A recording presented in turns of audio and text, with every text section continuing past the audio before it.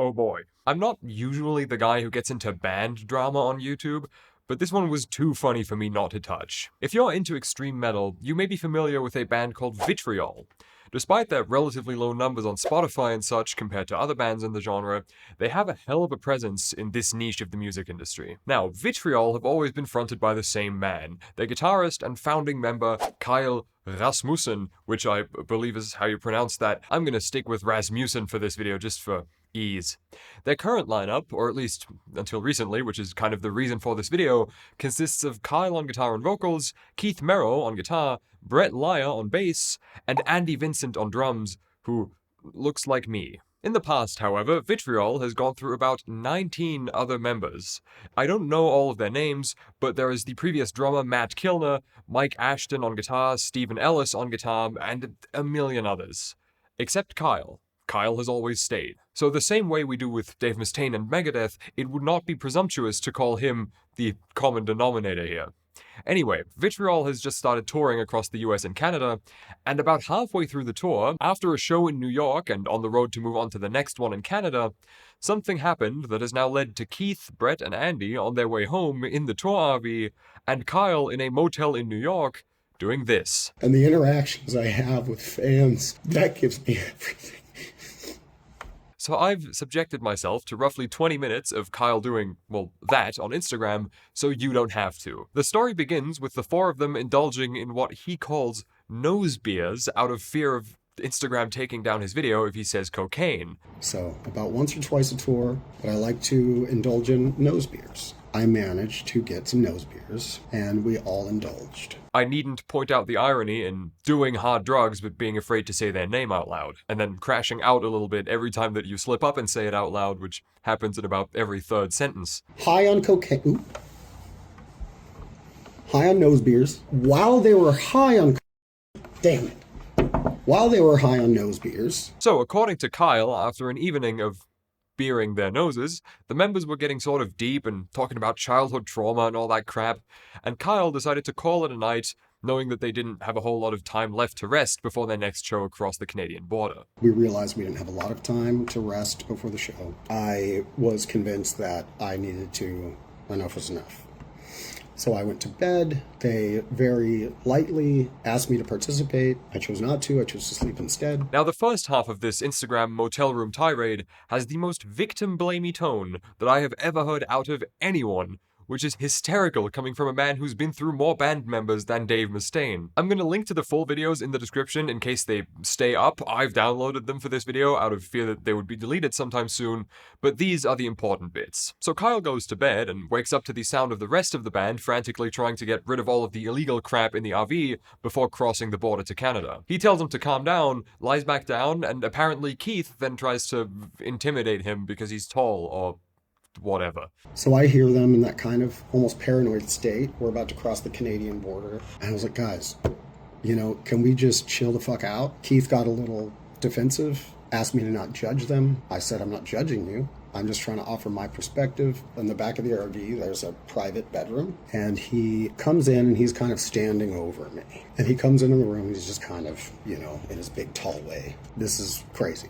We need to get some sleep. Like, I'm not having this conversation right now. And I said, Keith, you really got to get out of my space. And here it comes.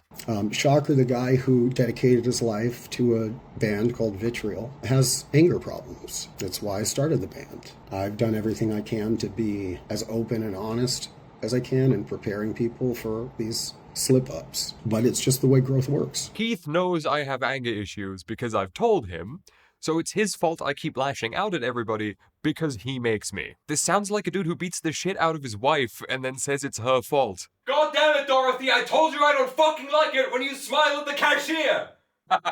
And the fact that Kyle's girlfriend is with them during this and not catching on to those behavior patterns is kind of crazy. So he does the thing that he said he'd do and lashes out at Keith, or as he phrased it. And I screamed and I said, how dare you, how fucking dare you try to ruin this? So anyway, I called him a fuck. I said, you fuck, how dare you, get the fuck out of here. Ooh, Nelly, busting out the big boy words, are we now? Whoop. So he goes back to sleep and wakes up to his girlfriend telling him that the rest of the guys packed his shit and want him to get out of the RV. And when he confronts them about this, Keith allegedly threatened to stab him in the fucking neck. He started using some very colorful language, and he told me to get out of the fucking RV and that he was going to stab me in the fucking neck. Now, I don't know Keith Merrow. I don't know any of these people as a matter of fact, and I don't care to very much. But if Kyle, you're making me do this Rasmussen here, is at the very least stating the events of that one night accurately, they are cokeheads, and cokeheads act unreasonably. So while I can't rule out that Keith threatened to kill him, that does seem like a big step from asking him to get out of the van. So Kyle, who, by the way, really isn't helping to break the stereotype about people named Kyle, deemed it best to remove himself from the situation. That's what he said. Just decided that the best move was just to remove myself from the situation. Now, if I've been following the video correctly up until then, it seems kind of like the removing was done for him, but I guess it does sound less bad phrased that way. And then there's the second video. A hard watch if ever I've seen one. I'll spare you the 2 minutes of sobbing, but they did have to get the shoulder rub in there.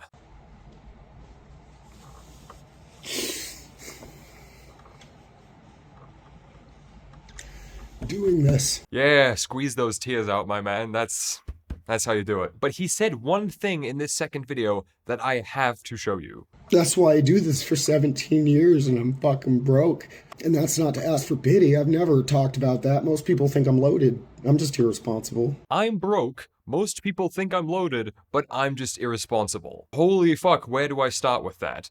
Nobody thinks you're loaded. You're in a band with 35,000 followers on Instagram that tours in an RV, and about 8 minutes ago you were going on about your cocaine use. Now the irresponsible bit, that I can get behind.